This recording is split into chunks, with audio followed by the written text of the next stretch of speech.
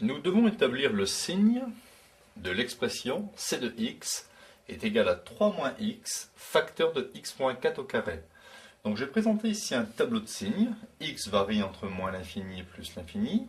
Je vais placer ici le premier facteur 3 moins x, puis le facteur ici x moins 4 au carré, et enfin l'expression ici factorisée c de x. Alors je vais regarder quand 3 moins x est égal à 0. Donc je transpose ici moins x, ça me donne lorsque x est égal à 3. Donc je place ici 3, donc je tire un trait, et 3 moins x sera égal à 0 lorsque x vaut 3. Donc je place ici un 0. Même chose avec x moins 4 au carré. Donc x moins 4 au carré sera égal à 0 si x moins 4 est égal à 0, soit x est égal à 4. Donc je place ici x est égal à 4, donc je tire ici un trait, et x moins 4 au carré s'annule lorsque x vaut 4. Alors au niveau des signes, ici on va retenir que, bon déjà lorsqu'on a un carré, l'expression est positive, quelles que soient les valeurs de x. Et ici, lorsque nous avons 3 moins x, le coefficient de x c'est moins 1, donc on va placer un signe négatif ici à droite du 0. Vous pouvez le retenir, c'est un moyen mémotechnique. Donc ici, 1 plus. Donc je répète, lorsqu'il y a un signe moins devant le x, on place ici des moins à droite du 0.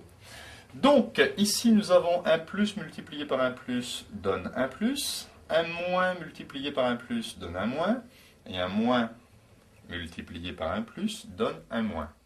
Ici c de x s'annule lorsque x est égal à 3 et x est égal à 4. La preuve, si je remplace x par 3, 3 moins 3, 0. Donc 0 fois quelque chose me donne 0, par exemple. En conclusion, je peux dire que c de x, il faut trouver le signe, donc il faut bien faire une conclusion. C de x est strictement supérieur à 0 sur l'intervalle, donc ici sur l'intervalle moins l'infini pas pris, jusqu'à 3 pas pris. Alors je ne prends pas 3, parce que pour x égale 3, c de x est égal à 0. Et ce n'est pas marqué ici supérieur ou égal. Ensuite, c de x strictement négatif sur l'intervalle, donc strictement négatif sur l'intervalle 3 pas pris, 4 pas pris, union, et je reprends ici 4 plus l'infini.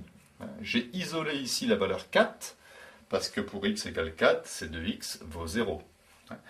Et en conclusion, c de x s'annule, donc c de x est égal à 0, lorsque si x est égal à 3, et x est égal à 4. Donc voilà le signe de c de x suivant les valeurs de x.